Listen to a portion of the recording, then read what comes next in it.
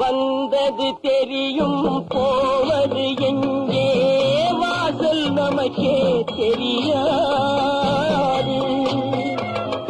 வந்தவரெல்லாம் தங்கிவிட்டால் இந்த மண்ணில் நமக்கே இடமேது. வாழ்க்கை என்பது வியாபாரம், வரும் ஜனனம் என்பது வரவாகும், அதில் மரணம் என்பது செலவாகும். போனால் போகட்டும் போடா,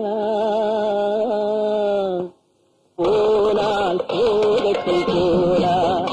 இந்த பூமியில் நிலையாய் வாழ்ந்தவர் யாரடா? போனால் போகட்டும் போடா.